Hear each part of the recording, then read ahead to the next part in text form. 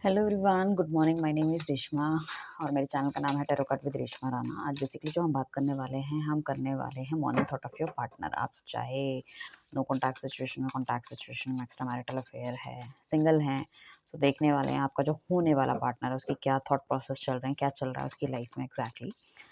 And यहाँ पे extra marital affair भी है। जो भी आपका पार्टनर है या जो भी आपका क्रश है या जो भी जिसके बारे में भी आप जानना चाहते हैं, मतलब थोड़ी लव रिलेटेड फीलिंग आपकी है, तो उनकी एनर्जी हम चेक करने वाले हैं। तो आपको करना क्या है, आप सबसे पहले आपको चैनल को सब्सक्राइब करना है, लाइक करना है, अपने फ्रेंड्स के साथ शेयर करना है और हमारे साथ बने रहना है, ताकि हम जब भी कोई अच्छी वीडियो डालें, वैसे हम डेली बेसिस पे डालते हैं, सो आपको क्या है, नोटिफिकेशन बेल को भी ऑन रखना है, ताकि जब भी हम कोई नई वीडियो डालें तो सबसे पहले आपको मिल सके, या फिर लाइव आएँ सो आप उस लाइव का भी लुत्फ़ उठा सकें, अपना एक छोटा-सा सवाल का जवाब हमसे ले सकें।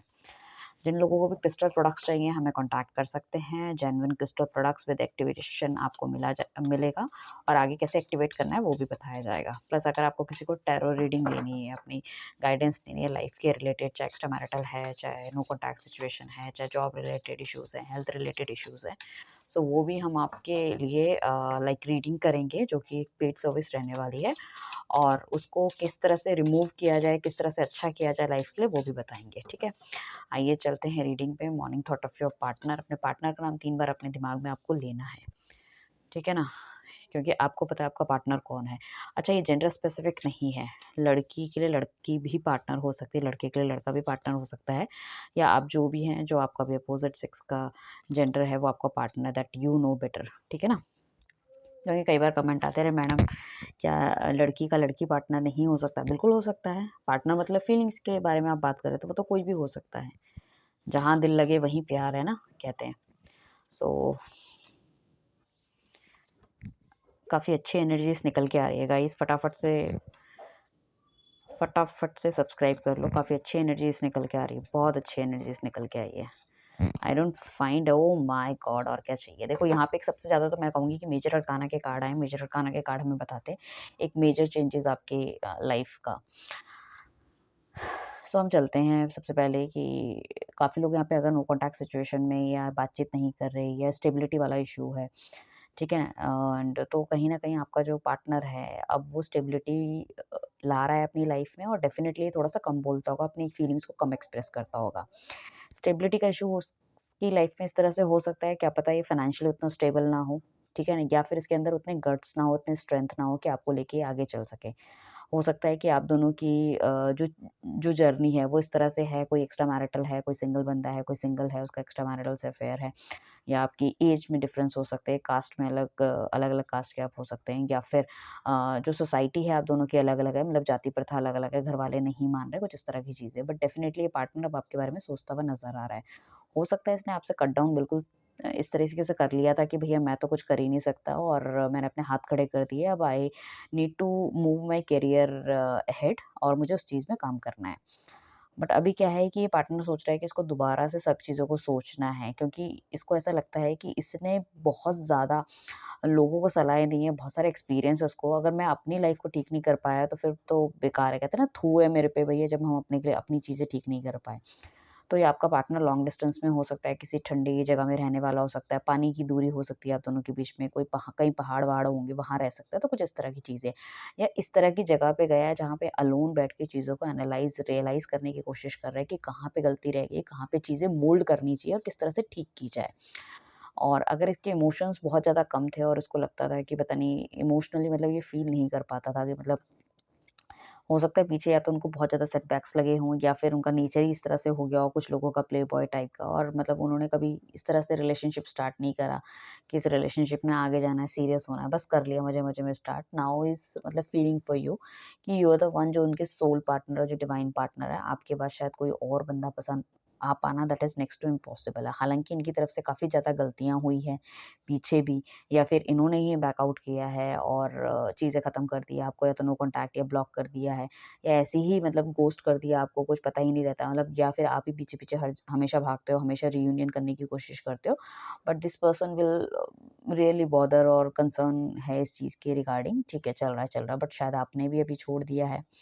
और हो सकता है पास्ट में इनके पास भी 2 ऑप्शन रहे हों या अभी भी इनके पास 2 ऑप्शन हैं, या तो घरवालों के थ्रू मैरिज ये कर सकते हैं, या किसी और की तरफ भी बढ़ सकते हैं, या हो सकता है इन्होंने लाइक अगर आप मैरिड हो तो एक्स्ट्रा मैरिटल चलाया है, या आपके साथ ही रिलेशनशिप में थे तो कहीं और किसी और को डबल डेटिंग, 2 टाइमिंग्स ये कर रहे थे, वो वाली चीज़ भी होने के चांसेस हैं। बट ही और शी फील्स कि यू आर द वन जिसके साथ उनको आगे बढ़ना चाहिए, जिसके साथ वो अपनी फैमिली बिता सकते हैं, क्योंकि आपके साथ बहुत ज़्यादा उन्हें पॉजिटिविटी दिखती है, एक ब्राइटनेस दिखती है। अभी क्या है कि अभी उनका मेन फोकस जो है ना वो है अपने आप को सेटल्ड करने में, अपनी एक फैमिली बनाने में। शायद उम्र हो रही है, शायद स्टेबिलिटी आ गई, या उनके आसपास के सारे लोगों की शादी हो गई, या वो खुद आसपास बहुत सारी ऐसी चीज़ें देखते हैं कि लोग people are very happy, very much enjoying, और अपनी फैमिली के साथ छुट्टियों में बाहर जाते हैं, घूमने जाते हैं, बच्चे हैं, बच्चे के बर्थडे पार्टीज़, एनिवर्सरी में इनको इनवाइट किया जाता है, but he is all over alone, क्योंकि उनके पास वो सब चीज़ें नहीं हैं। तो नाउ ही इज़ थिंकिंग कि भैया ठीक है, बहुत कुछ हो गया, अब क्या है कि चीज़ों में एक थोड़ा-सा मैच्योरिटी लानी पड़ेगी। अब कहीं न कहीं जो रिस्पॉन्सिबिलिटी लेने को तैयार नहीं थे, अब ये रिस्पॉन्सिबिलिटी लेना चाहते हैं। ठीक है? सो ये आपको अपना काउंटर डिवाइन पार्ट समझते हैं, आपके साथ चीज़ें आगे बढ़ाना चाहते हैं, एक न्यू फ़ेज़ में आना चाहते हैं। ही फ़ील्स कि आपको भी वो सब खुशियाँ मिलनी चाहिए जो शायद आपको नहीं मिली। शायद आप बहुत ज़्यादा गिविंग एनर्जी में रहे हो, और इनका हार्ट चक्रा और थॉट चक्रा उतना ओपन नहीं है, उतना ओपनली कम्युनिकेट आपको नहीं कर पाए, चाहे इनके साथ कोई परेशानियाँ थी, चाहे कोई अच्छाइयाँ थी, या जो भी थी।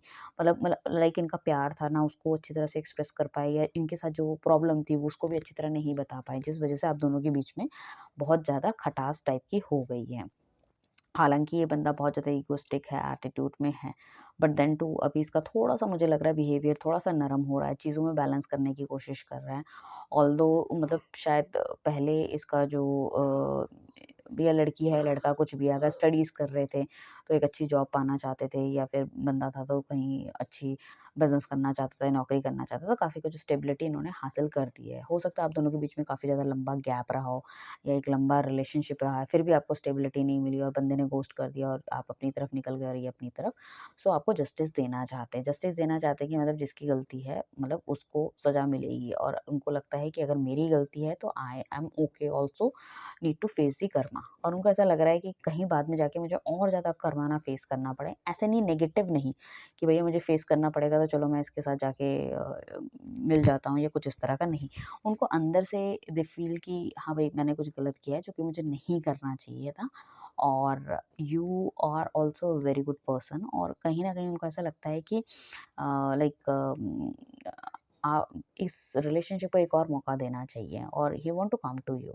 और ऐसा नहीं है कि सैडनेस, और उससे हैप्पीली हैप्पीली वो आपके साथ आना चाहते हैं, आपके साथ मिंगल करना चाहते हैं। एंड कहीं न कहीं अपनी फैमिली वगैरह को बारे में भी सोचते हुए नज़र आ रहे हैं। काफ़ी कुछ ट्रेडिशनल बंदा भी है, तो हो सकता है कि एक तरफ ये रिलेशनशिप था, दूसरी तरफ अपनी फैमिली को देखना था। हो सकता है कि जैसे इनके फादर नहीं है, या ये घर के बड़े हैं, या सब कुछ होते हुए भी रिस्पॉन्सिबिलिटी इनके कंधों पे है, काफ़ी कुछ एक्सपेक्टेशन इनसे है, या इनके इनकी फैमिली वगैरह में आज तक किसी ने लव मैरिज नहीं करी, वो सब चीज़ें हैं। तो काफ़ी ज़्यादा ये मतलब ऐसा है कि अपने घर परिवार से जुड़ा हुआ बंदा है, तो उसके लिए थोड़ा-सा डिफ़िकल्ट होता है इन सब चीज़ों में पड़ना, और ये सब चीज़ों में एकदम से स्टेप लेना। क्योंकि कहीं न कहीं समाज को, घरवालों को, हर चीज़ को जवाब देना पड़ता है, तो वो वाली चीज़ें हैं। तो काफ़ी कुछ बैलेंस ही अपने आप को कर चुके हैं। उनको लगता था कि stability is the one of the most important thing. If you are stable तो नोबडी विल क्वेश्चन यू, वो चाहे आपकी फैमिली हो। क्योंकि हर किसी की रिस्पॉन्सिबिलिटी जब आपने अपने कंधों में ले रखी है और आप उसको फुलफिल कर रहे हो, तो नोबडी विल क्वेश्चन यू। ठीक है? दुनिया को दिखाने के लिए he is very happy and all, but अंदर से he is very sad because nobody is there to discuss anything. ठीक है ना? और एक जब किसी बंदे के पास एक अथॉरिटी होती है, पावर होती है, एक रिस्पॉन्सिबिलिटी होती है, उस टाइम पे क्या होता है, इमोशंस की कोई जगह नहीं होती। तो वही है इनकी लाइफ में कि इमोशंस की कोई जगह नहीं है, ठीक है ना? ये इन्हें ऐसा लगता है कि मैं अपने इमोशंस किसी को दिखा नहीं सकता। हाँ, जब आप थे तो शायद आपको भी उतने इमोशंस ये नहीं दिखाते थे। But the thing is that कि चलो ठीक है, कभी कोई डिस्कशन हुआ तो he will tell you anything कि भई ऐसा है, वैसा है, जो भी है। बट वो क्या है कि अब तो उनके पास वो बंदा भी नहीं है, अगर वो 5 से 10% अपने इमोशंस आपको दिखा रहे थे या चीज़ें डिस्कस कर रहे थे, अभी इनके पास वो भी एक सोर्स ऑफ लाइक क्या बोल सकते हैं, एक सोर्स ऑफ कमिटमेंट या सोर्स ऑफ अ हैप्पीनेस जो थी वो भी खत्म हो गई है, जिसके कंधे पर सर रख के सर रोएँ, जिसके कंधे पे सर रख के ये रो सकें, वो वाली चीज़ें हैं। सो कहीं न कहीं he feel alone, all over alone, तो ऐसे इन्हें लग रहा है कि एक बैटल है जिसको अकेले लड़ रहे हैं। ठीक है? उन्हें पता है ज़िंदगी की बैटल इन्हें अकेले लड़नी है, बट कहीं न कहीं एक बंदा एक साथ होना चाहिए कि जिससे कि हम थोड़ी-सी बात कर सकें। Though you people are not meeting, you are not मतलब लॉन्ग डिस्टेंस रिलेशनशिप में थे, बट फिर भी थोड़ी-सी एक बातचीत थी। काफ़ी ज़्यादा काम जैसे उन्होंने अपने सर पे ले रखा, तो काफ़ी कुछ ऐसा है कि कुछ चीज़ें भूलने लग गए हैं, कुछ चीज़ें मतलब हैप्पीनेस की कोई जगह नहीं है जैसे लाइफ में, तो वो वाली चीज़ें थोड़े-से शॉर्ट टेम्पर्ड हो गए हैं।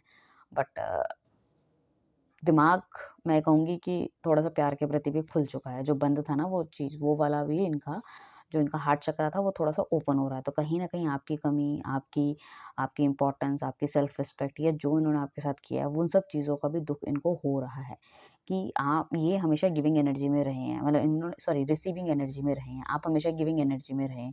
तो कब तक कोई बंदा देता रहेगा? तो what you want, he want to come to you. अब ये आना कैसे चाहते हैं, that is not very easy कि वो एकदम से कैसे आपके पास आएँ। तो he is thinking about you कि किस तरह से करना चाहिए। और उन्हें ये भी पता है that is a hard nut to crack कि इतनी जल्दी चीज़ें ये मतलब सही होने वाली नहीं है, because there is so many things. मतलब ये जो चीज़ें इतनी गलत हुई हैं, इसको भी टाइम लगा है, तो उसमें उनको बहुत ज़्यादा मेहनत करनी पड़ेगी। तो and he is ready for the same. उन्हें ऐसा लग रहा है कि मैं मेहनत करूँगा, आज नहीं, कल नहीं, परसों नहीं, कभी ना कभी तो रिज़ल्ट आएगा।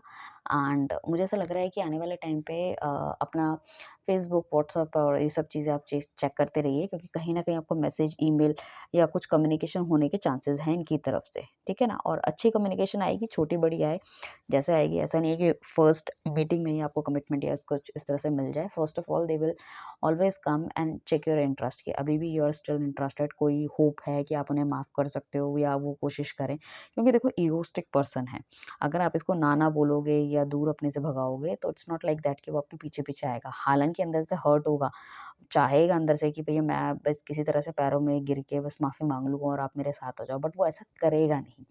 सो you need to understand this thing कि जब किसी का ईगो बहुत होता है या मेल ईगो जिसे हम कहते हैं, तो नीचे झुकना थोड़ा-सा मुश्किल हो जाता है। तो you need to understand this thing कि भैया इस पर्सन का कैरेक्टरिस्टिक ऐसा है या इसका नेचर ऐसा है, बट अगर ये आ रहा है और हमसे बात कर रहा है तो समझ लो बहुत बड़ी बात है। तो as a friend he want to come into your life, एक एज़ अ फ्रेंडशिप के तौर पे आपके साथ आना चाहते हैं।